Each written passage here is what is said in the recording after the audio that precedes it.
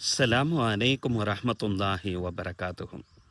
ஒரு வயது முதிர்வின் காரணமாக ஒரு மனிதனுக்கு ஏற்படக்கூடிய அந்த பலகீனங்களும் அதே நேரத்தில் இயலாமைகளும் தற்காலத்தில் அது கிண்டலுக்குரியதாகவும் நகைப்புக்குரியதாகவும் ஆக்கப்பட்டு கொண்டிருக்கிறது.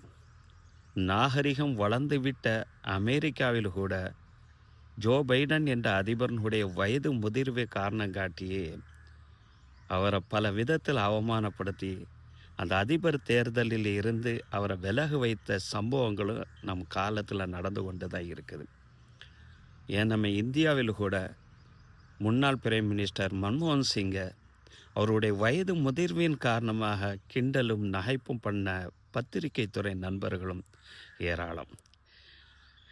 இறைவன் சூரத்து யாசின்ல இவ்வாறு சொல்லுவான், ஒமன் அம்மிருகு நுனக்கிசுகு ஃபில் அஹல்கி அஃபலா யாக்கிலோன்.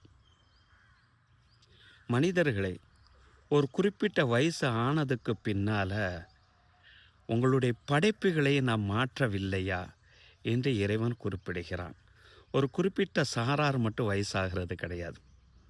எல்லா மனிதர்களுமே வயசாகக்கூடிய நபர்கள் தான். அஃபலா யாக்கிலோன், இதனை அவர்கள் உணர்ந்து கொள்ள வேண்டாமா, அறிந்து கொள்ள வேண்டாமா என்ற அறிவுள்ள சமுதாயத்துக்குண்டான ஒரு உபதேசமாக இதனை சொல்லி தருகிறான். இதை தமிழில் ஒரு பழமொழியில் சொல்லுவாங்க, சாரோலையை பார்த்து குருத்தோலை சிரித்ததான். அதாவது பனைமரத்துலேருந்து பட்டு போன அந்த ஓலை கீழே விழுந்ததோட மேற்கொண்டு புதிதாக முளைத்திருக்கக்கூடிய அந்த இலை சிரித்ததாம், தன்னுடைய நிலையும் இதுதான் என்பதை மறந்து சிரித்ததாம் என்பதை ஒரு பழமொழியாக சொல்லுவாங்க. நபித்தோழர் அனஸ் இப்னு மாலிக் ரலியல்லாஹு தஆலா அன்ஹு அவர்கள் அறிவிக்கக்கூடிய ஒரு ஹதீஸு ஜாமியு திர்மிதியில் பதிவு செய்யப்பட்டிருக்கு. நபி ஸல்லல்லாஹு அலைஹி வஸல்லம் சொல்கிறாங்க, மா அக்ரமு ஷாப்பு ஷைஹன் லிசின்னிஹி. ஒரு வயோதிக காலத்தில் ஒரு வயதானவரை எந்த ஒரு வாலிபன் மதித்து நடக்கிறானோ, கண்ணியப்படுத்துகிறானோ, இப்படிப்பட்ட நபரை அல்லாஹு தஆலா அவனுடைய வயோதிக காலத்தில், அதாவது நீண்ட ஆயுள் கிடைக்குங்கிற ஒரு உத்தரவாதத்தையும் நபி ஸல்லல்லாஹு அலைஹி வஸல்லம் சொல்கிறாங்க.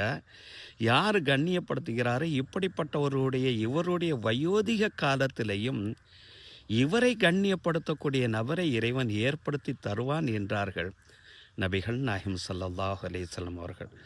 ஆக எதனை நம்ம விதைக்கிறோமோ அதனை தான் நம்ம அறுவடை செய்வோம். எந்த இடத்துல நம்ம கண்ணியத்தை கொடுக்குறோமோ அதே கண்ணியம் மற்றொரு விஷயத்தில் நமக்கு பிரதி உபகாரமாக வந்து சேரும் என்பது இந்த ஹதீஸ்.